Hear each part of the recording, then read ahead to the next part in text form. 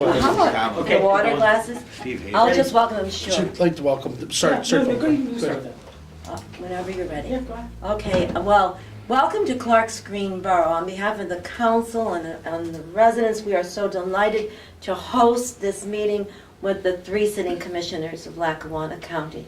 So welcome, thank you for being here. And remember, we are a small borough, but we are a busy borough, and we're proud to be living in Lackawanna County.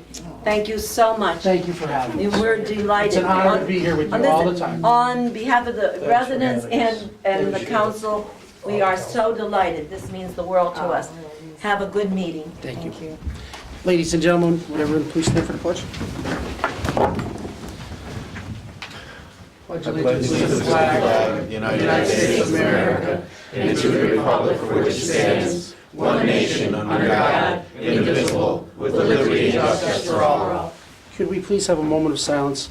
I mean, this past weekend, a horrendous event in Pittsburgh with all those poor family members that lost their lives, you know, going to the synagogue on Saturday. And it's just such a horrible, outrageous situation that occurred. And just please keep their families, their friends, our thoughts and prayers, and especially the law enforcement that came along, the heroes of the day that got hurt, being there to save those that were trying to get away from the terror of that day. And please keep all of their families in our thoughts and our prayers. Thank you.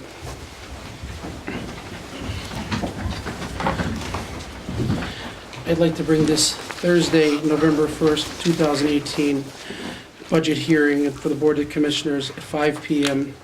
at the Clark's Green Municipal Building. First and foremost, I'd just like to thank the mayor and the council and all the residents for having us in Clark's Green. It's a beautiful community, and the citizens do just an incredible job. And the council and the mayor, they go beyond. And I was up here for their centennial event, and what a great event they had a few years ago. And like I said, this is a community that's very much together, and they all work together because they care about where they live and what their citizens are doing. This time, I'd like to give the public an opportunity to address the board. Okay. At this time, I'd like for our Assistant Chief of Staff, Fran Pantuso, to read the 2019 tentative budget presentation. Thank you, Commissioner. The County of Lackawanna's 2019 budget message. 2018 Lackawanna County budget funded accomplishments. Calendar year 2018 can appropriately be described as a period of growth, preserving history, concern for the welfare of others, and technological advances. All of those elements were accomplished via the policies undertaken by the commissioners to safeguard, improve, and enhance the area's quality of life and economy. All the actions initiated were for the common good, but all of them contained an eye towards fiscal responsibility. Lackawanna County's ongoing stability can be attributed to the cost containment mode that the staff constantly operates under. The county continues to provide top-flight services, doing more with less. In order to provide the elements necessary to spur new programs and innovations, financial resources are necessary. To that end, the county, through Ordinance 254, borrowed $15 million to upgrade its land records management software, improve several roads and bridges, purchase new equipment for its facilities, and buy a building to serve as a new court center. The Lackawanna County Government Center at the Globe continues to progress at a smooth pace with a target of the year-end early 2019 occupancy. The sale of the current administration building to a private developer paves the way for it to be put back on the tax rolls and offer new retail, living quarters, food, and office opportunities. Protecting our residents is of the utmost concern. To that end, significant upgrades were completed for the 911 Emergency Services Center, along with the installation of a new CAD system to more accurately target locations for first responders. Human services continues to be a vital requirement for helping those in need. Many agreements have been approved to assist the elderly, youth, and homeless and educate the public on the perils of opioid addiction. Preserving the area's history through the Arts and Culture Department programs serves as a link to our past. The monuments on Courthouse Square will be getting a facelift to restore their grandeur. Volunteers are working to rehabilitate Trolley Car 505 as a tribute to the strength of our past. The initial County Heritage Fair will provide a new leisure outlet for local and out-of-town folks. Several grants continue to fund free arts, crafts, and recreational programs for youth, the underprivileged, and area organizations. Debt position. The county has been able to mitigate its annual expenditures for debt service by taking advantage of favorable interest rates. The savings from the refinancings of 2016 and 2017 allowed the county, without extending the maturity of any of those refinance bonds, to maintain its annual debt service in a manageable range. The county will continue to be diligent when seeking further opportunities to restructure its long-term debt. Financial policies of Lackawanna County for 2019. In 2019, the administration will continue to be conservative and demonstrate fiscal responsibility, restraint, and management when addressing the county's financial challenges. The administration will continue its commitment to addressing the constant challenges facing county government on numerous fronts, especially in the areas of its workforce. Personnel-related expenses, salaries, wages, and health care comprise 64.46% of the county's general fund budget, net of tax transfers out. Important features of the budget. The 2019 general fund budget includes no property tax increase. Many man-hours went into the preparation of the county's 2019 fiscal blueprint. Its goal is service to the 214,000 residents. The budget also reflects no cuts in programs or services that our communities and people rely on. The budget also contains provisions for our parks, human services program, aging, incentives, environment, with spraying for gypsy moths and black flies, along with the monitoring for Zika and other viruses. We continue to meet the challenges of an ever-changing society by doing more with less in a fiscally responsible manner. It is vital to secure public input on this financial plan. The budget hearings are the perfect venue for the public to provide the commissioners with ideas that they can review and implement where possible to help cut expenses further and generate additional revenue. The cost to run county government and its various programs is substantial. A prime example is the prison. A great deal of revenue is expected for staff, programs, medical treatment, supplies, and other ancillary services. This is part of our mission, and we will continue to do so as efficiently as possible. Reasons for major financial policy, expenditure, and revenue changes from 2018 budget. Due to continued pressure from shrinking federal and state funding, collectively bargained wage and benefit increases, and rising law enforcement costs, the county's 2019 budget will exceed the 2018 budget. During 2018, the county was able to capitalize on a significant surplus in its debt service fund. Since the county depleted the debt service fund surplus, the county will need to transfer additional funds from the general fund to the debt service fund. The human services area will continue to be a hallmark of the programs offered by the county government. In addition to human services, emergency response, the court system, and other vital functions will comprise the majority of the county's 2019 expenditures. Budget overviews. The 2019 general fund budget totals $126,207,429. The 2019 capital budget totals $13,916,483. The 2019 debt service budget totals $20,371,725. The 2019 special purpose funds budgets total $48,440,498. This budget message is respectfully submitted on the 15th day of October 2018 pursuant to Section 1.12-1203 of the Lackawanna County Home Rule Charter. Thank you, Fran. Ladies and gentlemen, would anybody like the opportunity to address the board? Okay. Commissioners, other business. Commissioner Cummings. Just wanted to thank everyone for all their work. We have two of our Chief Finance Officer, Tom Durkin, and we have Mary Jo Granahan. And is there anyone else here from your office behind you? No? that worked very hard on the budget, and congratulations and thank you for your work.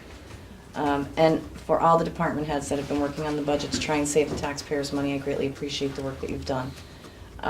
We, as the commissioners, will continue to review this tentative budget, and we'll be voting on it, at the end of the month? November, should be, first reading will be November 7th, and then the final passage will be on Wednesday, November 21st.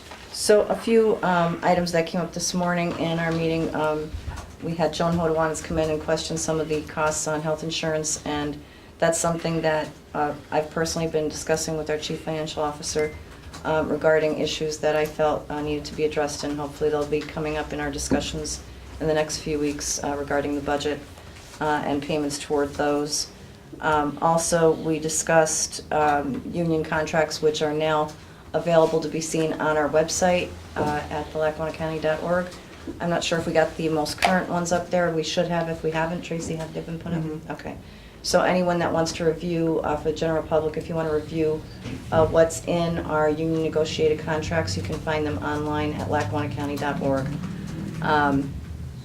Also, in our meeting this morning, we talked about reassessment in Madison Township. A gentleman came in, and anybody that would like to discuss reassessment with me and my stance on that is anytime you would like to discuss that, come into the office. I'd be happy to discuss that further with anyone interested. I would like to thank my fellow commissioners for the work they've been doing on this budget, and also, just so the public knows, this is a tentative budget. We'll be reviewing it further, and there are many, many items that we're looking at in addition to what we've already presented to try and save the taxpayers of Lackawanna County more money. There was an article in the Scranton Times that I had to discuss this morning at one of our meetings.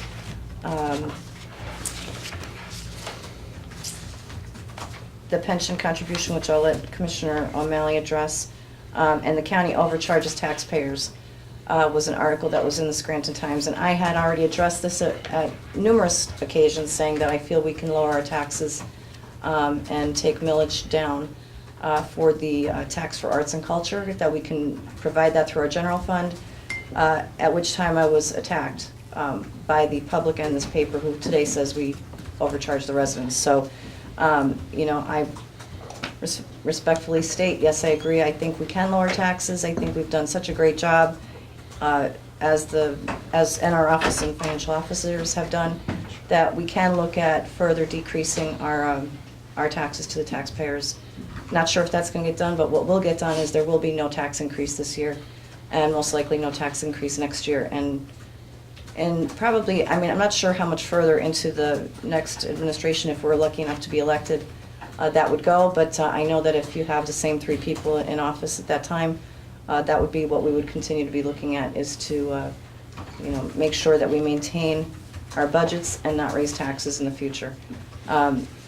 And with that, I'd say thank you again to everyone that's here, that's attended. I'll address this other issue at our next meeting, and I greatly appreciate having us here. To all the officers that are here, thank you so much. You do a great job, and Mayor, you do a great job. And we're always looking forward to hearing from your office, and anytime that you need anything from us, please feel free to give us a call, and we'd certainly be happy to be there for you. You have a beautiful building, and just kind of got lost driving past it after the light. Yeah, you go right by it. Beautiful, but thank you so much for having us and hosting this meeting to allow the public to join in on the discussion for Lackawanna County's budget.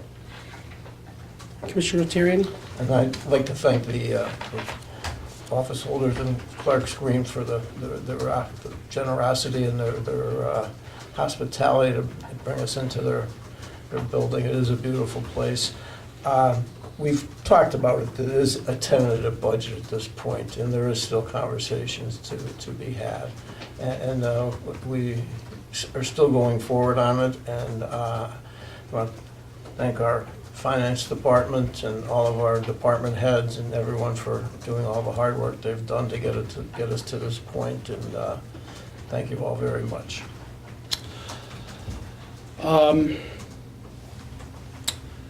I would also like to thank our Chief Financial Officer, Tom Durkin, and Mary Jo Granahan, which is just her first budget. But she's been with Lackawanna County government for quite a while, so she has a great understanding of what type of finances and what our budget is about.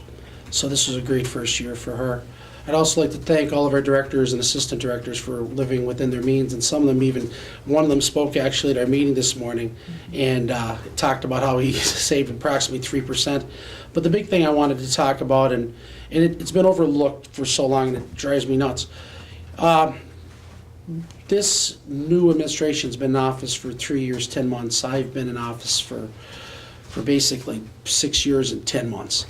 And something I saw in past administrations and administrations before that was there was political firings. And right about now, if there had been political firings in the beginning of our term, we would be looking at millions of dollars in losses in our insurance and hundreds of thousands of dollars that we would be losing at this point.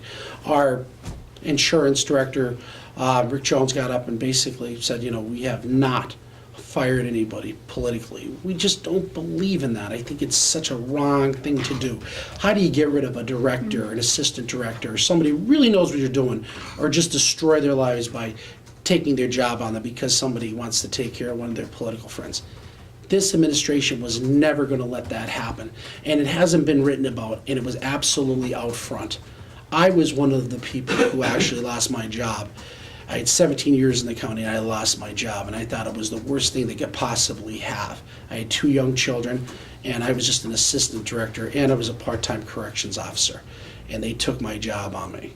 And it really, really hurt. And I made a promise to myself at that point that if I ever became commissioner, that I would not hurt those that are doing the right job. If they're doing their job, they are welcome to stay inside of this administration.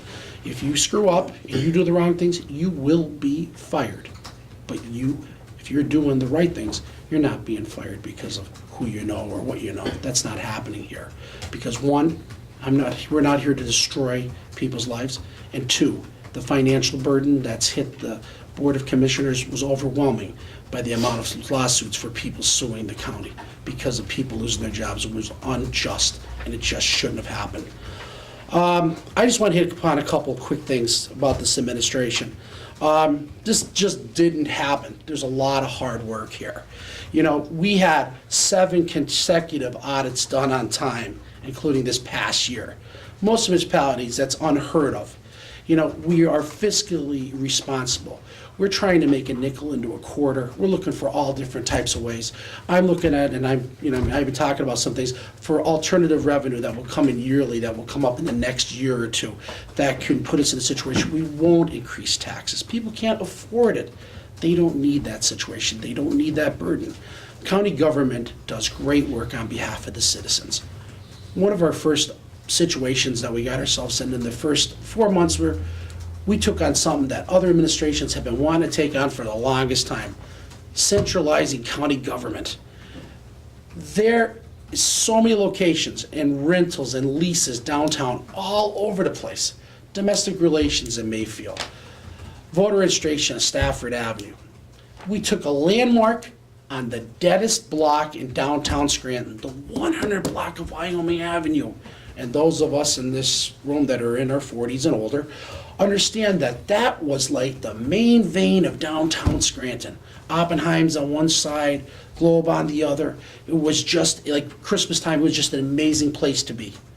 Well, that street's been dead for years. This government center is going to bring all those departments into one-stop shopping in downtown Scranton. And there's savings that we're not going to be able to realize until we're in there a year or 2. And I'm not just talking about, our light bill, our gas bill, or all these other things. I'm talking about big savings. Our departments are going to be so close to each other, they'll be able to talk to each other. It won't be a phone call. It won't be an email. It won't be a text. They will be literally able to talk to each other. They're all in the same facility. It's accessible by the bus, right in front. Right in front, you can pull up on the bus, be dropped off. Or you get dropped off at the intermodal center and walk down the street and come down to see county government. This building and this loan, the loan was $17 million. We received $1 million through the state, the governor. So that was greatly appreciated. But this loan lives within those leases and rents. Lives in there. We didn't have to do a tax increase. We were able to figure out through our chief financial officer what we could afford within those leases and rents. And there's even a savings beyond it. And this building will be owned by everyone that's in this room. All of our taxpayers are owning their own government building. Something that two administrations, at least maybe three, have been trying to do, and they weren't able to do. All we ever had to show was rent receipts and lease receipts. Now that's gone. We're investing in our building, our government center, our Lackawanna County Government Center, at a building that people have such great memories, the Globe Store. And we're gonna have a restaurant there called the Charlemont. Another great opportunity. It's good to bring the past with the future together. And the other thing is this, Wyoming Avenue is going to be a thriving community in the next year or two. People are going to be renting, buying, leasing all those properties between the 100 and 200 block.